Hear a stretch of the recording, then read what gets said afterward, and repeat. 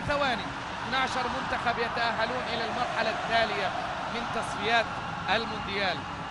6 منتخبات في مجموعة، 6 منتخبات في مجموعة، يصير عندنا مجموعتين، الأول والثاني دايركت للمونديال، ثم الملحق الثالث ضد الثالث، ويروحوا بعد كذا مع أمريكا الشمالية في الملحق الآسيوي بالنسبة للمقعد الخامس. هذا وضع الذاهبين إلى المونديال، لكن هناك من يرغب أن يصل إلى كأس آسيا في أبو ظبي 2019. هي الجماهير الماليزية. الجماهير السعودية الآن تغادر، والجماهير الماليزية للأمانة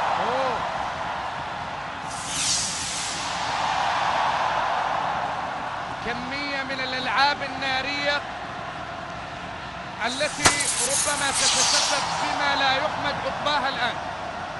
الجماهير الماليزية في قمة الغضب. انتبهوا يا الماليزيين، الاتحاد الآسيوي شايفين حيلوا على الضعاف، حيلوا على الطيبين في بعض الدول ما يقرب، وبالتالي فإن العقوبة حتما ستطال الماليزيين مع هذه الأحداث. لا أعرف إذا كان حكم اللقاء قد أنهى المباراة فقد انتهت في وقتها الأصلي، لكن أحداثا الآن ترونها أيها الأحبة عبر قناة الدوري والكاس في وقت لم تنتهي المباراة بوقتها الأصلي. هم اللاعبين وحكم اللقاء والمدربين يغادرون أرضية الملعب وسط ضجيج وصخب وألعاب نارية توجه إلى أرضية الملعب. أحداث فظيعة الآن في ملعب شاه عالم. ربما الماليزيين يحتجون على أداء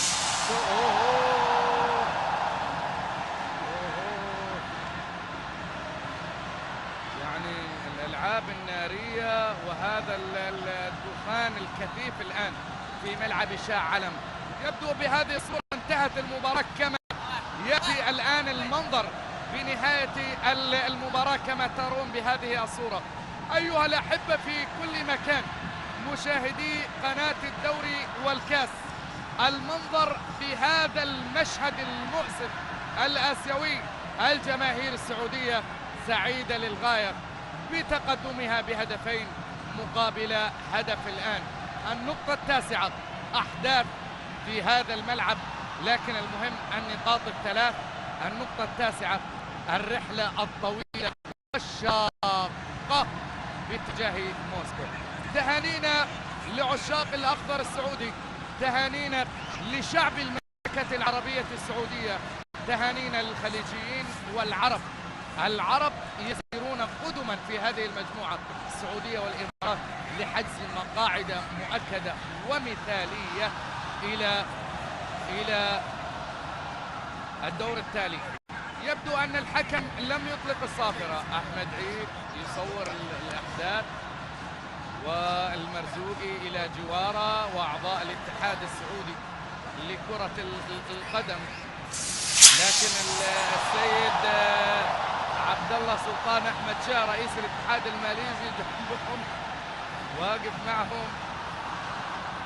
لا أعتقد أن المباراة انتهت عموما، يعني هي تبقى بها بضع دقائق، ولا أظن أن الحكم قد أعلن الصافرة. ربما خروج للاعبين إلى الغرف المغلقة من أجل أن تنتهي الأوضاع هنا في شاه عالم.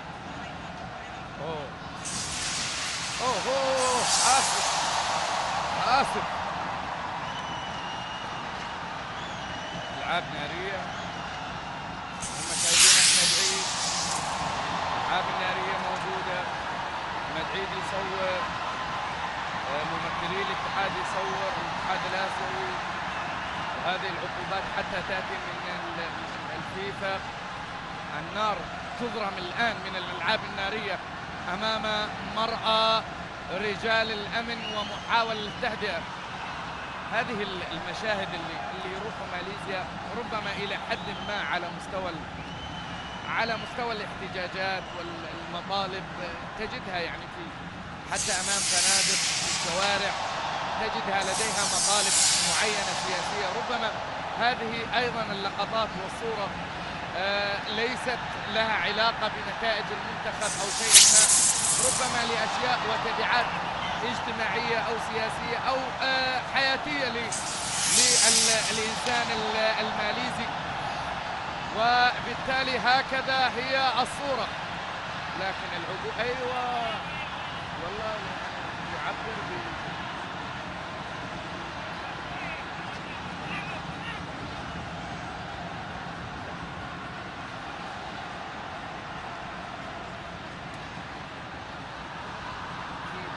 لقطات